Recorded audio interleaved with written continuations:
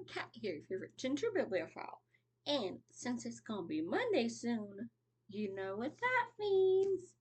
We've got another little tale for you.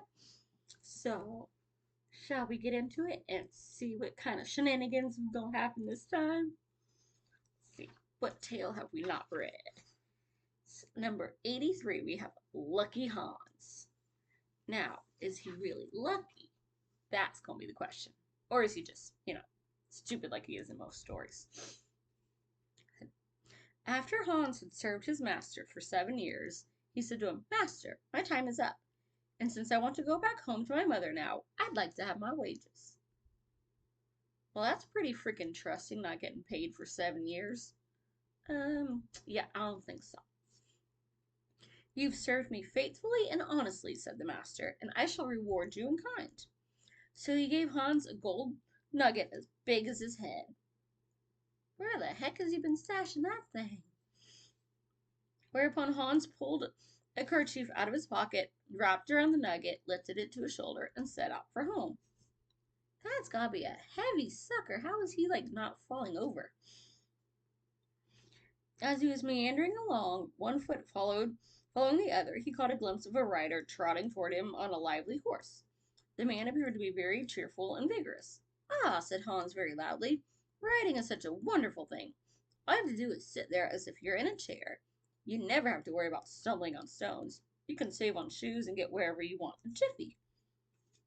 Upon hearing Hans speak this way, the rider stopped his horse and cried out, "That's so. Why in the world are you walking, Hans?" How the heck does this guy know who he is?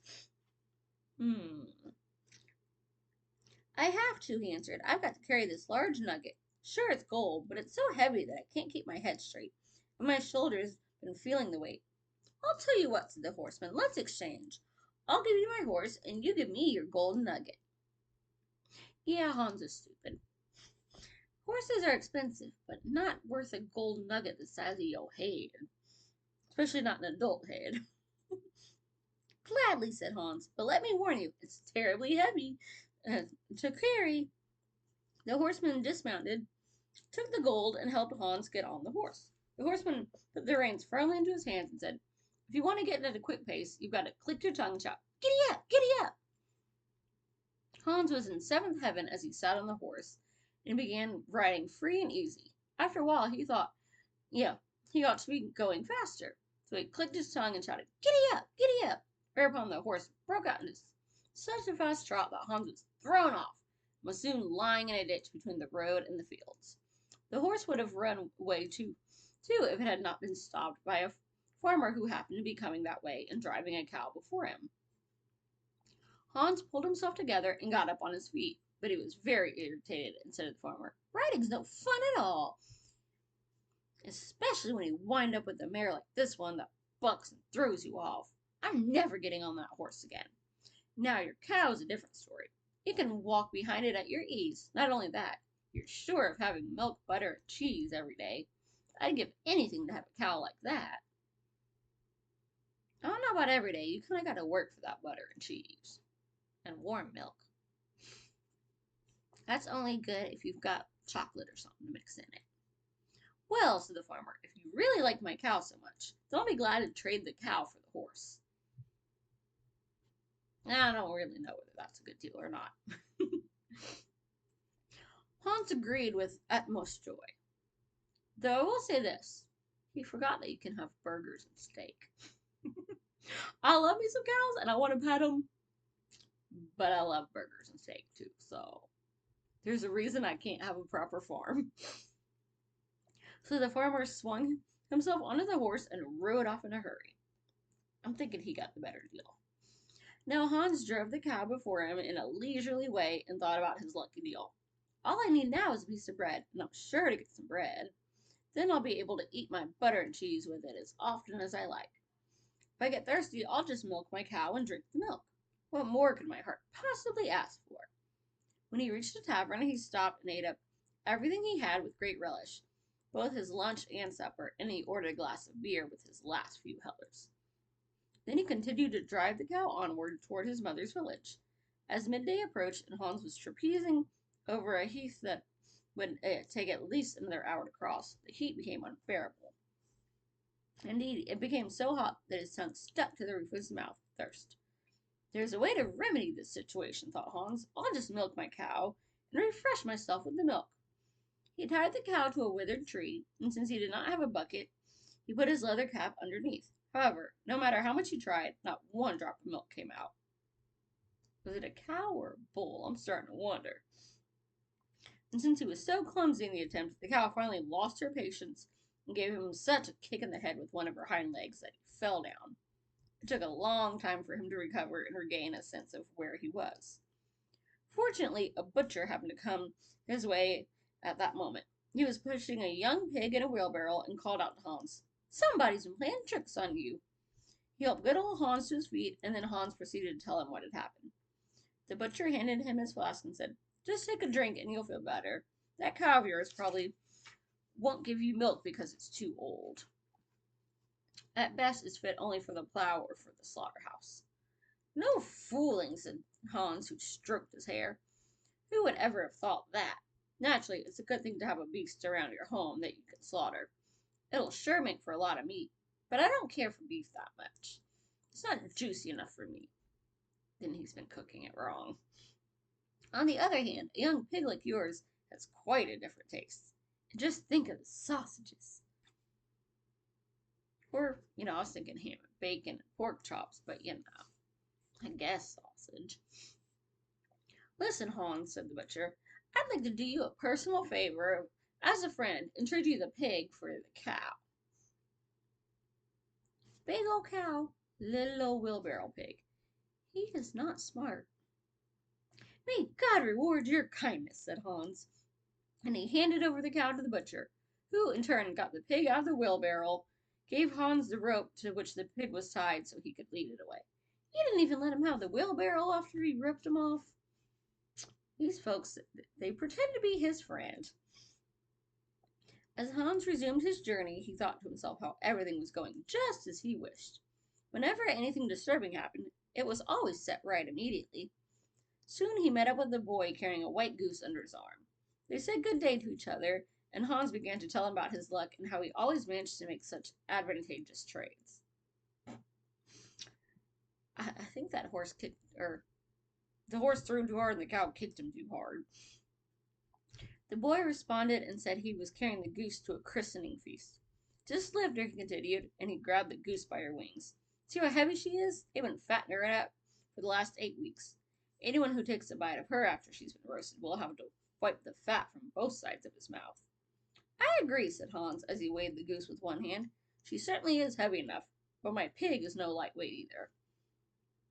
Meanwhile, the boy began looking around suspiciously in all directions. Shaking his head. "Listen," he spoke again. "There's something the matter here, and it concerns your pig. Somebody stole a pig from the mayor's sty in the village I just passed through.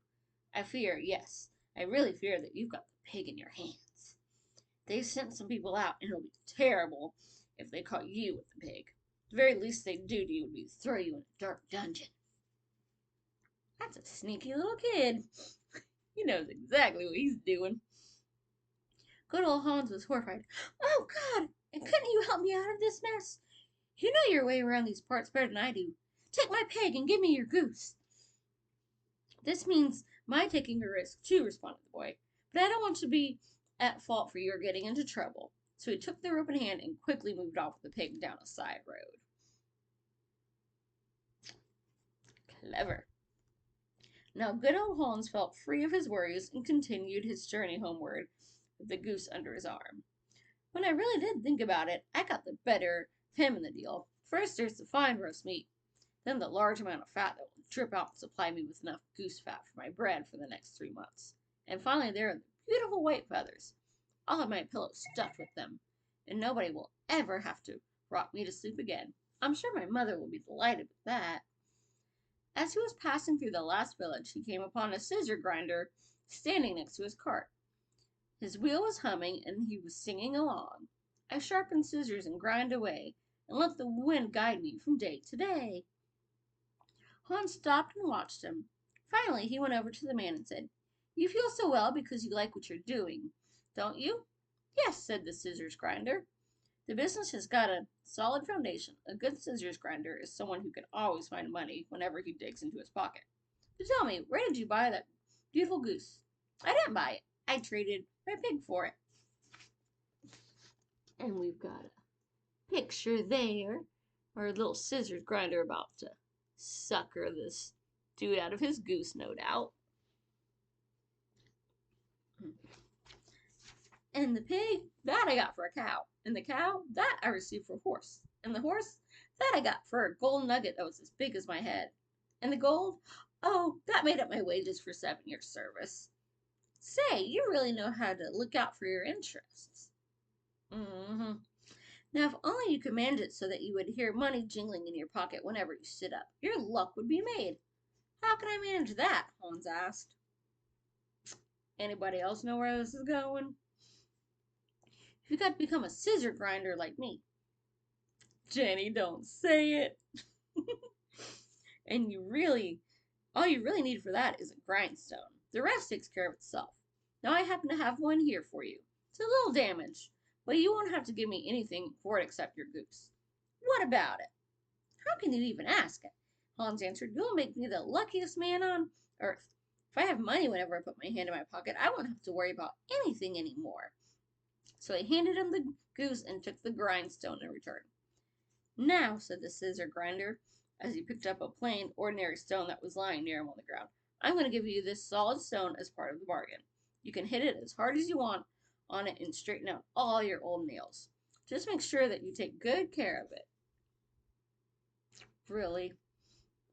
Hans lifted the stones, put them in his bag, and continued happily on his way. His eyes sparkled for joy. I must have been born under a lucky star. Or stupid star. Everything I wish for comes true. It's as though the gods were looking out for me. In the meantime, since he had been walking all day, he had become tired. In addition, he was suffering from hunger because he had eaten up all his provisions to celebrate the great cow trade he had made. It was only with great difficulty that he managed to continue, and even then he had to stop every other minute. The stones were weighing him down unmercifully, and he could not help thinking how nice it would be if he could get rid of them at that moment. Finally, he saw a well in a field, and as he crawled toward it, he resembled a snail. He was hoping to rest and refresh himself with a cool drink of water, and he laid the rocks carefully on the edge of the well, right next to him to avoid damaging them. After that, he sat down and leaned over to drink, but he made a false move and nudged the stones just enough that they fell into the water. As Hans saw the stones sink into the bottom, he jumped up for joy, and then he knelt down and thanked God with tears in his eyes for showing him such mercy and for leaving him the stones in such a gracious way. Indeed, the stones had become a great burden for him. Nobody under the sun is as lucky as I am, exclaimed Hans. Ah! And of course, the fan blows the page, and then I can't turn it. There we go. And with a light heart and free from all his burdens, he now ran all the way home until he reached his mother, who probably, gave him a whooping as soon as she realized how stupid he was. From a gold nugget to literally nothing.